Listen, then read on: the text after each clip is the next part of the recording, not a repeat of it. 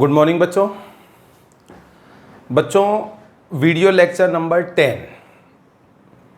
10 तक अपन population interaction study कर रहे थे, जिसमें first type of population interaction predation complete कर चुके हैं। In this video lecture competition type population interaction, ये चीज अपन बच्चों पढ़ेंगे। देखो बच्चों, कंपटीशन टाइप का जो पॉपुलेशन इंटरेक्शन होता है, इसमें both species are harmed. Interacting जो स्पीशीज होती है दोनों को ही बच्चों क्या होता है, इसमें नुकसान होता है कंपटीशन में। अब कंपटीशन के लिए कंडीशंस क्या है? नेचर में कंपटीशन प्रेजेंट होता है, इसके एविडेंस। कंपटीशन के इफेक्ट से स्पीशीज पर क्या इफेक्ट पड़ता है, जो जनरलाइजेशन बताया गया है, रीसेंट स्टडीज उसके बारे में क्या कहती है, ये सब चीजें बच्चों अपन कंपटीशन में पढ़ने वाले हैं। देखो बच्चों, डार्विन दो बातें जैसे डार्विन ने बताई, क्या? Struggle for existence and survival of fittest. Darwin spoke struggle for existence और सर्वाइवल ऑफ फिटेस्ट। अगर आपको एग्जिस्ट करना है, स्ट्रगल करना पड़ेगा, और सर्वाइव वही करेगा जो फिट होगा। ठीक है। ही कन्विंस्ड, डार्विन जो था वो डार्विन क्या था? कन्विंस था, निश्चित था। Competition is a which type competition?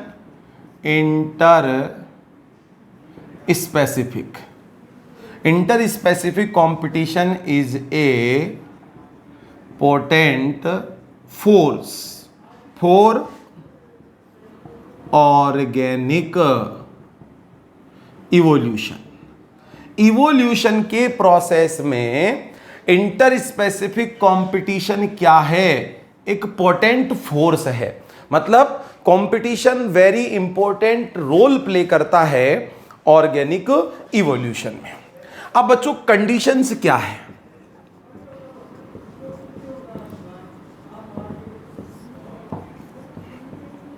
Generally competition occur between closely related species. Condition पे ध्यान देना बच्चों। जनरली जो कंपटीशन होता है वो किन के बीच में होता है? क्लोजली रिलेटेड स्पीशीज के बीच में। किस लिए? For same resources which are limiting. तो बच्चों, कंडीशन क्या लगाई गई है कि नेचर में जनरली जो कंपटीशन होता है वो कंपटीशन कब देखने को मिलता है? जब सेम टाइप के रिसोर्सेज हों, वो भी कैसे? लिमिटेड। और किन के बीच में? क्लोजली रिलेटेड स्पीशीज के बीच। लेकिन बच्चों, ये चीज हमेशा करेक्ट हो ऐसा बिल्कुल भी नहीं होता, इसके एक्सेप्शन भी देखने को मिलते हैं। जैसे ध्यान देना बच्चों, first, competition also occur between unrelated species. Competition also occur between unrelated species. Unrelated species के बीच में भी ये देखने को मिल सकता है। इसका एग्जाम्पल बताया गया है South American lakes, South American lakes में विजिटिंग फ्लेमिंगो। कौन सा बर्ड आता है बच्चों? विजिटिंग फ्लेमिंगो, कहीं और से आता है। और इन साउथ अमेरिकन लेक्स की resident fish, south American lake की रेजिडेंट फिश। अब बच्चों ये विजिटिंग फ्लेमिंगो जो कहीं और से आ रहा है और रेजिडेंट फिश, इनका कहीं दूर दूर तक कोई रिलेशनशिप नहीं है, टोटली अनरिलेटेड स्पीशीज है, फिर भी इनके बीच में presence of competition for same food. और वो सेम फूड क्या होता है इनका? जू प्लैंकटन। दोनों का ही बच्चों फूड है, वो कॉमन है, जू प्लैंकटन। और उस जू प्लैंकटन के लिए इन दो बीच में ही क्या होता है? कंपटीशन होता है। तो ये जरूरी नहीं है, ऑलवेज ये बात वेरी नहीं करती है कि competition always occur between closely related species. Competition also found between totally unrelated species. Okay, अब सेकंड जो कंडीशन लगाई गई है, क्या? कंपटीशन जो होगा वो सेम टाइप के रिसोर्सेज के लिए होता है जो कि लिमिटिंग होते हैं, लिमिटेड होते हैं। ये बात भी बच्चों जरूरी नहीं है। If resources are abundant then competition will be present. Resources के अबंडेंट होने पर भी कंपटीशन प्रेजेंट हो सकता है, जिसको बोलते हैं बच्चों इंटरफेरेंस कंपटीशन। देखो, when resources are not limiting, interference competition, interference competition also present. अब देखो बच्चों, इंटरफेरेंस कंपटीशन में होता क्या है? Feeding efficiency of one species reduced due to presence of another species. किसी एक स्पीशीज की फीडिंग एफिशिएंसी रिड्यूस हो जाती है किसी दूसरी स्पीशीज की प्रेजेंस की वजह से। जैसे एग्जांपल बताता हूं, सपोज अभी जैसे मान लो हॉस्टल है और हॉस्टल में 1000 स्टूडेंट्स रहते हैं, ठीक है, रेजिडेंशियल हॉस्टल है, उसमें 1000 स्टूडेंट रहते हैं। तो बच्चों कॉमन सेंस है कि 1000 स्टूडेंट वहाँ पर रह रहे हैं, तो जो लंच, डिनर, ब्रेकफास्ट जो भी बनेगा वो कितने स्टूडेंट के लिए बनेगा? 100 स्टूडेंट्स के लिए बनेगा। इसका मतलब जो फूड है वो फूड तो 100 के लिए अवेलेबल है। लेकिन बच्चों 10 या 20 स्टूडेंट ऐसे मान लो बहुत ज़्यादा चालाक हैं, होशियार हैं, जिनकी फीडिंग एफिशिएंसी ज़्यादा है, खाना बनने से पहले ही वो वहाँ पर पहुँच जाते हैं, जल्दी जल्दी खाना लेकर वो खूब सारा मान लो खा लेते हैं। और कुछ एक 10-20 स्टूडेंट ऐसे मान लो जो बहुत ज़्यादा लेजी है, टाइम पे नहीं पहुँच पाते, ठीक है, तो या तो उनको फूड कम अमाउंट में मिलता है, नहीं मिलता है, अच्छा नहीं मिलता है। तो अबंडेंट अमाउंट में फूड प्रेजेंट होने के बावजूद भी जो 10 to 15 स्टूडेंट ज़्यादा एफिशिएंट थे, उनकी वजह से बच्चों दूसरों की एफिशिएंसी क्या हो जाती है? डिक्रीज हो जाती है ना। इसको अपन बोल सकते हैं इंटरफेरेंस कंपटीशन, भले ही रिसोर्सेज अबंडेंट अमाउंट में प्रेजेंट। तो जनरली तो अपन यही कहेंगे competition generally present between closely related species for limited same resources. Clear? दोनों के एक्सेप्शन अपन ने पढ़ लिए। अब देखो बच्चों, नेचर में कंपटीशन देखने को मिलता है। भाई कंपटीशन का सीधा सा फंडा निकल कर सामने आ गया। कंपटीशन एक ऐसा प्रोसेस है जिसमें किसी वन स्पीशीज की जो ग्रोथ रेट होती है या रिप्रोड्यूस होने की कैपेसिटी होती है वो अनोदर स्पीशीज की प्रेजेंस की वजह से क्या हो जाती है, डिक्रीज हो जाती है। क्लियर। अब नेचर में एविडेंस कंपटीशन देखने को मिलता है, इसके एविडेंसेस फॉर कंपटीशन। ठीक है, देखो बच्चों, ये जो चीज बताई गई थी ना, देखो फर्स्ट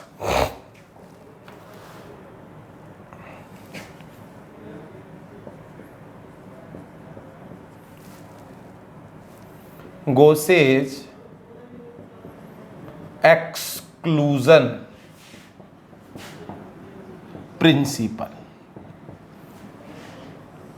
गोसेज एक्सक्लूजन प्रिंसिपल। अब देखो बच्चों, गोसे क्या कहता है, when two closely related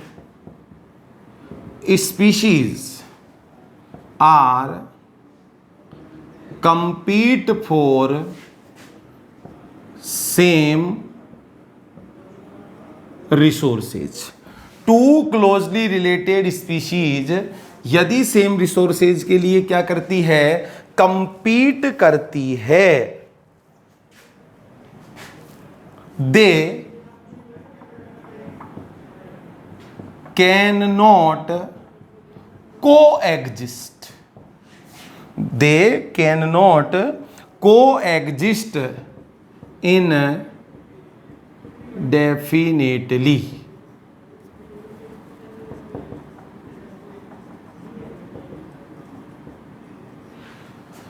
can not coexist indefinitely, long time के लिए, इनडेफिनेट टाइम के लिए वो कोएग्जिस्ट नहीं कर सकती।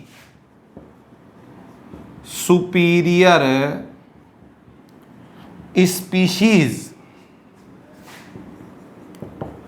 Eliminate the inferior species ultimately. जो सुपीरियर स्पीशीज होगी वो इंफीरियर स्पीशीज को अल्टीमेटली क्या कर देगी, एलिमिनेट कर देगी, एक्सक्लूड कर देगी। ठीक है, तो गोसेज एक्सक्लूजन प्रिंसिपल क्या कहता है, when two closely related species are compete for same resources, they cannot coexist indefinitely. Ultimately, superior, competitively superior species eliminate inferior species. And this condition only possible when, ध्यान रखना बच्चों, रिसोर्सेज आर लिमिटिंग। वो जो same resources हैं वो same resources कैसे होने चाहिए, लिमिटिंग। तो लिमिटिंग टाइप के सेम रिसोर्सेज के लिए अगर क्लोजली रिलेटेड स्पीशीज कंपटीशन करती है तो बच्चों वो इनडेफिनेट टाइम के लिए कोएग्जिस्ट नहीं कर सकती। जो सुपीरियर स्पीशीज होगी वो अल्टीमेटली इंफीरियर को एलिमिनेट कर देगी। क्लियर? ऐसा प्रिंसिपल बताया किसने, गोसे ने। अब बच्चों गोसे ने जो ये प्रिंसिपल बताया है, गोसेज एक्सक्लूजन प्रिंसिपल, ये गोसेज एक्सक्लूजन प्रिंसिपल इजीली डेमोन्स्ट्रेट किया जा सकता है लेबोरेटरी एक्सपेरिमेंट में। Easy demonstration in laboratory experiments. Laboratory experiment में इस प्रिंसिपल को इजीली डेमोन्स्ट्रेट किया जा सकता है, जो कि उन्होंने एक्सपेरिमेंट किए थे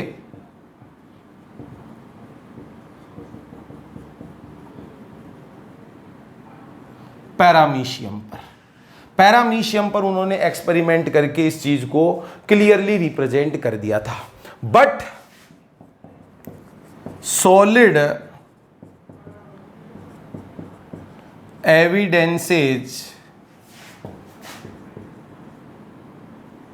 generally not found in nature, some time found. ये इस टाइप का जो एक्सक्लूजन बताया गया ना कि सुपीरियर स्पीशीज इनफीरियर को एलिमिनेट कर देगी, इस चीज को बच्चों लेबोरेटरी एक्सपेरिमेंट में तो क्लियरली डेमोन्स्ट्रेट किया जा सकता है, बट इस टाइप की चीजें जनरली नेचर में देखने को नहीं मिलती है, ठीक है। But some time solid evidences are present for Gause's exclusion principle. और अपनी बुक में बच्चों एग्जाम्पल दिया गया है on Galapagos Iceland.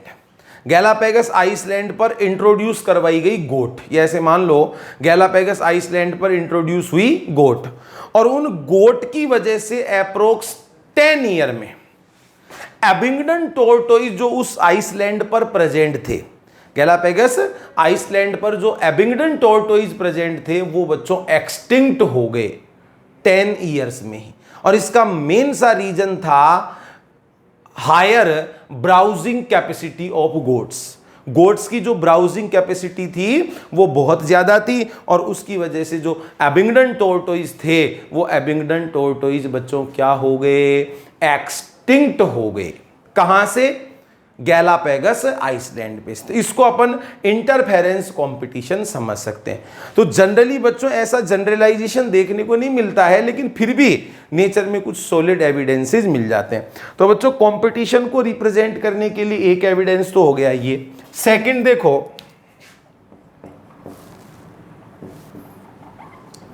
Competitive release.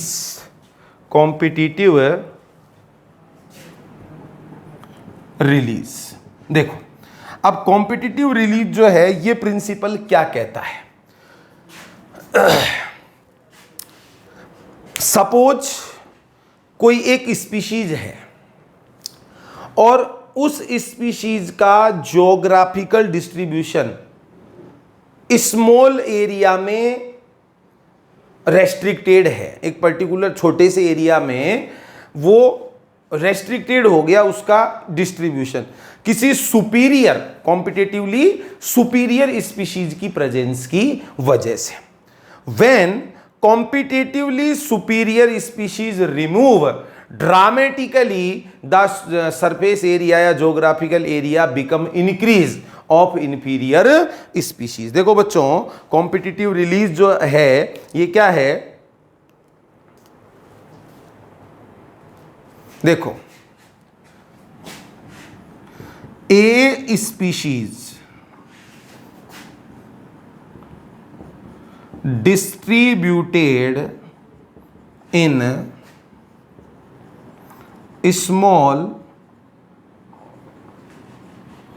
Geographical region due to presence of competitive superior species। एक स्पीशीज है जिसका डिस्ट्रीब्यूशन स्मॉल ज्योग्राफिकल रीजन में ही है, किसकी प्रेजेंस की वजह से? कॉम्पिटिटिव सुपीरियर स्पीशीज की प्रेजेंस की वजह से। व्हेन competitively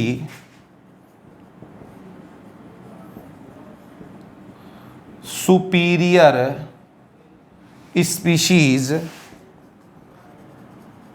removes, then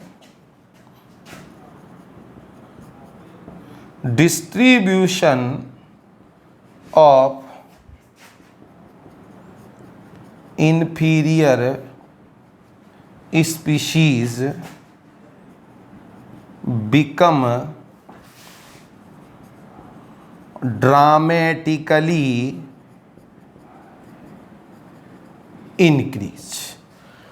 तो वो जो कॉम्पिटिटिवली सुपीरियर स्पीशीज थी, अगर उसको रिमूव कर दिया जाता है तो बच्चों जो रेस्ट्रिक्टेड नैरो रेंज में डिस्ट्रीब्यूटेड थी कोई स्पीशीज, वो अपनी जियोग्राफिकल रेंज को बढ़ा लेती। देखो सिंपल एग्जांपल से मैं आपको समझाता हूं।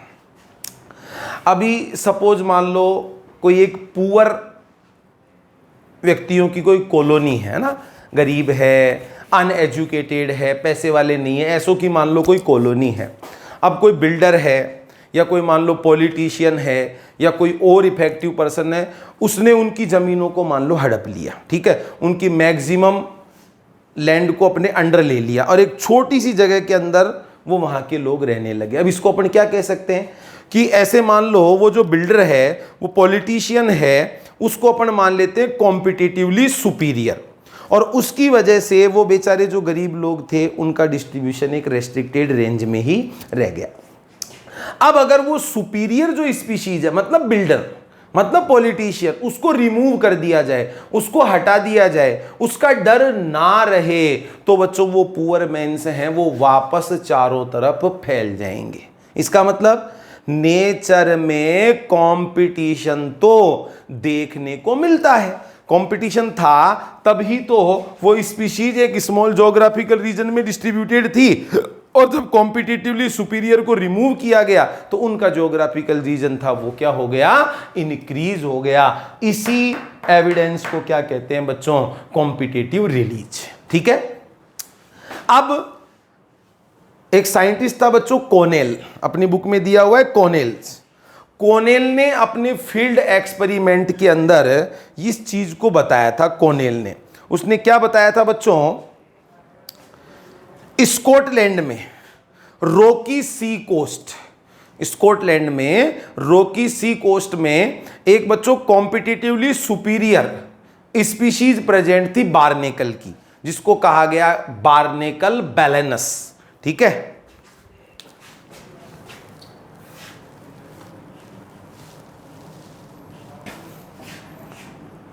Rocky sea coast of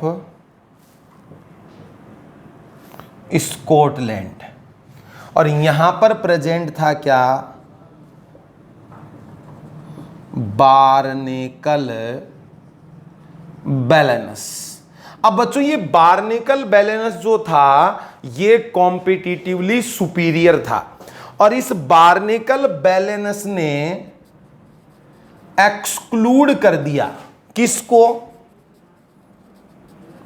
barnacle चैथेमेलस, barnacle चैथेमेलस जो स्मॉल साइज का था और कंपटीशन में ऐसे मान लो वीक था, तो बार्नेकल बैलेनस ने बार्नेकल चैथेमेलस को एलिमिनेट कर दिया, एक्सक्लूड कर दिया उस rocky sea coast of Scotland पे। ठीक है। तो कंपटीशन की वजह से ऐसा हुआ था। अब बच्चों ये जो ओल्डर स्टडीज हैं, जो पुरानी स्टडी है, उन्होंने तो एक ऐसा जनरलाइजेशन बता दिया, जनरलाइजेशन कि भाई नेचर के अंदर ऐसा होता है कि जो टू क्लोजली रिलेटेड स्पीशीज अगर साथ साथ रहेगी, वो कंपटीशन करेगी सिमिलर टाइप के लिमिटेड रिसोर्सेज के लिए, तो अल्टीमेटली इंफीरियर या वीक स्पीशीज को एक्सटिंक्ट होना पड़ेगा, एलिमिनेट होना पड़ेगा। लेकिन बच्चों जो रीसेंट स्टडी है, रीसेंट स्टडीज वो इस जनरलाइजेशन को नहीं मानती है। ठीक है। देखो क्या बताना चाहते हैं।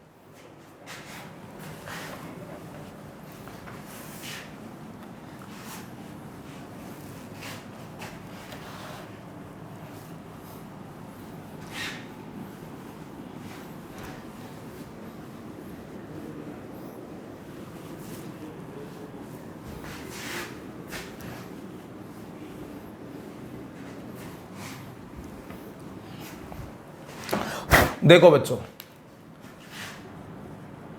Recent species not support gross generalization. जो रीसेंट स्टडीज है वो सपोर्ट नहीं करती है इस ग्रॉस जनरलाइजेशन को। अब ग्रॉस जनरलाइजेशन से क्या मतलब लगाना है कि कॉम्पिटिटिवली सुपीरियर एलिमिनेट कर देगी, वीक या इंफीरियर स्पीशीज को एलिमिनेट नहीं करेगी, ठीक है। अदरवाइज ये जो रीसेंट स्टडीज है, स्पीशीज नहीं, रीसेंट स्टडीज, ये रीसेंट स्टडीज सपोर्ट करती है किसको, को एग्जिस्टेंस। एक स्पीशीज दूसरे को एलिमिनेट नहीं करती, बल्कि रीसेंट स्टडीज बढ़ावा देती है या एक्सप्लेन करती है किस चीज को, को एग्जिस्टेंस। और बच्चों को एग्जिस्टेंस के लिए एक बेटर वे हो सकता है क्या, रिसोर्सेज पार्शनिंग। रिसोर्सेज पार्शनिंग की जो रिसोर्सेज है, उन रिसोर्सेज का क्या कर लिया जाए, पार्शनिंग कर ली जाए, बंटवारा कर लिया जाए। और किसको फेवर किया जाए, को एग्जिस्टेंस को फेवर किया जाए। देखो बच्चों, एक साइंटिस्ट था मैक ऑर्थर, मैक ऑर्थर।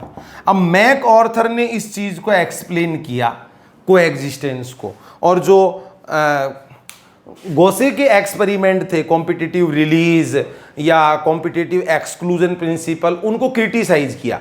अब बच्चों रीसेंट स्टडीज में ये नहीं माना जाता है कि नेचर में कंपटीशन देखने को नहीं मिलता है, कंपटीशन तो देखने को मिलता है, लेकिन जो ये जनरलाइजेशन सा बता दिया ना, एक स्पीशीज दूसरे को एक्सटिंक्ट कर देगी, ऐसा नहीं होता है, को एग्जिस्टेंस को बढ़ावा मिलता है। उसने क्या बताया, मैक आर्थर ने ट्री पर 5 क्लोजली रिलेटेड स्पीशीज थी वार्बलर की, जो फुदक फुदक कर चलने वाली चिड़िया होती है, वार्बलर।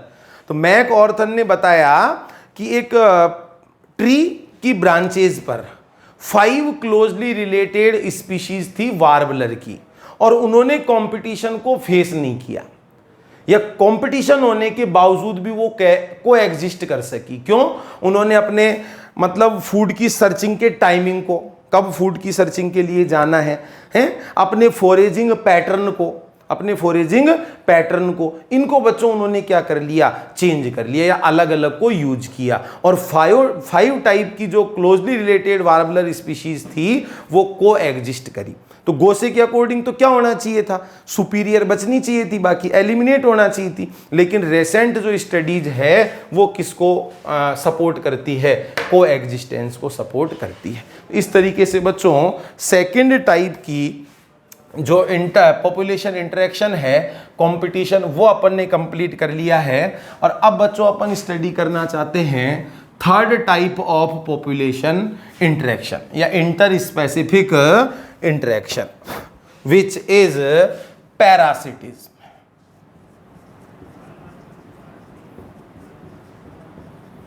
पैरासिटिज्म। और बच्चों लास्ट लेक्चर में आपको मैंने एक कंपैरेटिव टेबल बताई थी वेरियस टाइप के इंटर स्पेसिफिक रिलेशनशिप की। पैरासिटिज्म टाइप जो इंटर स्पेसिफिक रिलेशन होता है, इसमें बच्चों एक स्पीशीज को तो क्या मिलता है, बेनिफिट, और दूसरी स्पीशीज को हार्म, नुकसान होता है। जिसको बेनिफिट मिलता है उसको तो कहते हैं बच्चों पैरासाइट, और जिसको नुकसान होता है उसको कहेंगे होस्ट। तो one species benefited and another species is harmed in parasitism type inter specific interaction. ठीक है, अब देखो बच्चों, इन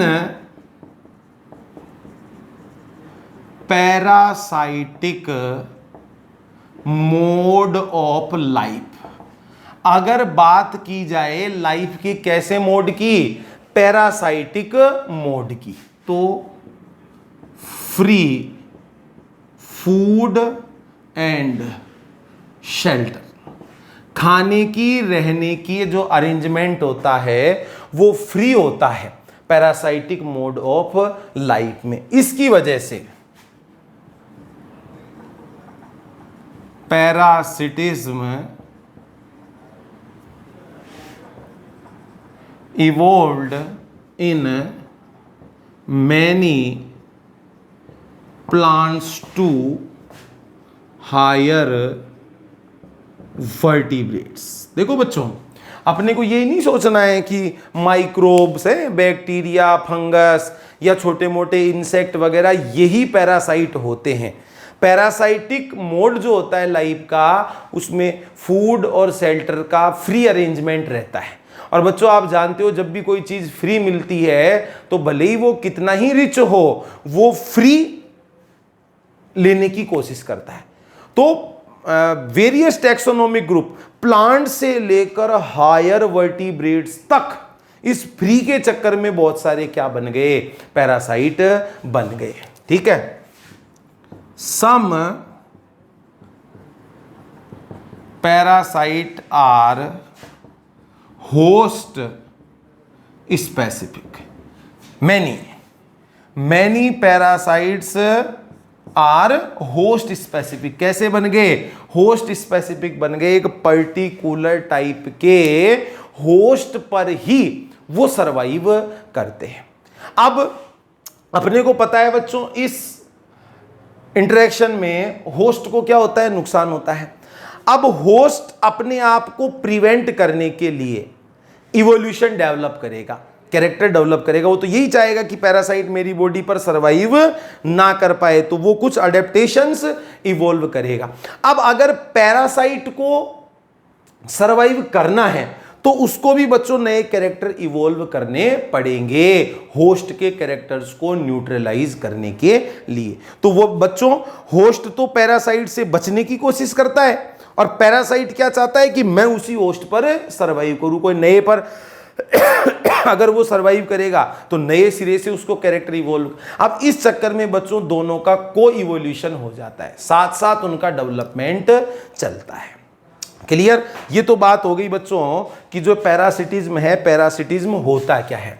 अब देखो, जो पैरासाइट होते हैं उन पैरासाइट में खूब सारे अडेप्टेशंस प्रेजेंट होते हैं, जिनकी वजह से वो सरवाइव कर पाते हैं। किसके ऊपर, होस्ट के ऊपर।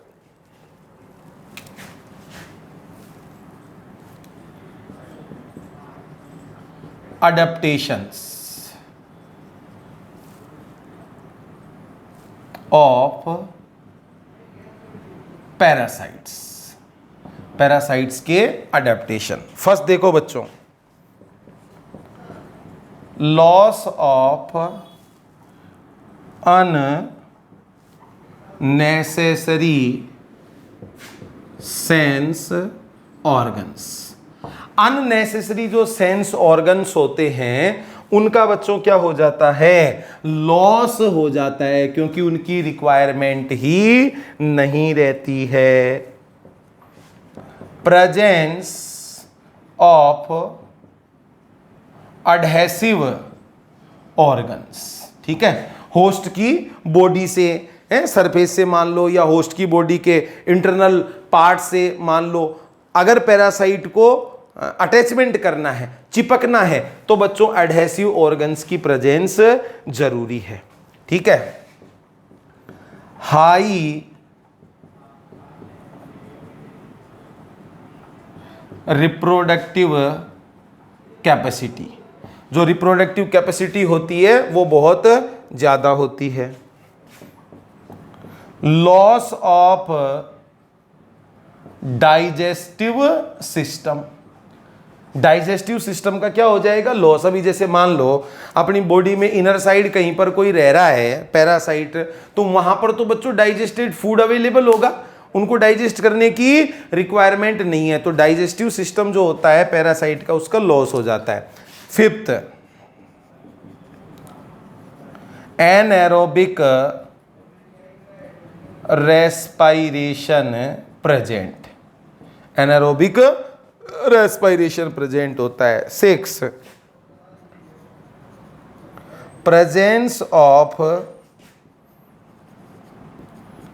Resistant spores.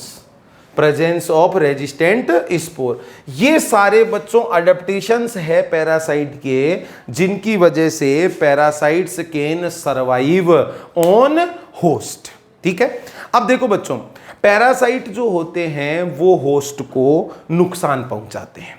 होस्ट को जैसे वो सिक कर देंगे, ठीक है, उनकी ग्रोथ को, उनके रिप्रोडक्शन को रिड्यूस कर देंगे, उनको वीक बना देंगे। अभी जैसे मान लो कोई एक होस्ट है अभी जैसे मान लो कोई भी डियर, मान लो सपोज डियर है। अब डियर की बॉडी के अंदर मान लो कोई पैरासाइट ग्रो कर गया, उसने कोई डिजीज कोज कर दी। अब उस डिजीज की वजह से वो डियर है वो क्या बन जाएगा, वीक बन जाएगा, कमजोर बन जाएगा। और कमजोर बन जाएगा तो प्रीडेटर, मान लो टाइगर है या लॉइन है उसका काम क्या हो जाएगा, इजी हो जाएगा। तो पैरासाइट जो होते हैं वो होस्ट को वीक बनाकर और प्रीडेटर का काम क्या कर देते हैं, इजी कर देते हैं। क्लियर? अब यहां तक बच्चों अपन ने पैरासिटिज्म की डेफिनेशन पढ़ ली, ठीक है। पैरासिटिज्म में होस्ट और पैरासाइट का कोई इवोल्यूशन होता है, वो चीज अपन ने देख ली। पैरासाइट होस्ट की बॉडी पर सरवाइव करे, इसके लिए उसमें खूब सारे अडेप्टेशंस होने चाहिए, वो अपन ने देख लिए। और पैरासाइट बच्चों होस्ट को कैसे अफेक्ट करता है, उसके रिप्रोडक्शन को नुकसान पहुंचाता है, उसकी ग्रोथ को अफेक्ट करता है, ठीक है, उसकी पॉपुलेशन डेंसिटी को डिक्रीज कर देता है, उसको सिक एंड वीक बना देता है, जिससे प्रीडेटर का काम क्या हो जाता है, इजी हो जाता है। क्लियर? अब बच्चों बाकी का जो पोर्शन है पैरासिटिज्म से रिलेटेड और another type of interspecific population interactions, वो सब बच्चों अपन नेक्स्ट वीडियो लेक्चर में डिस्कस करने वाले हैं। Thank you.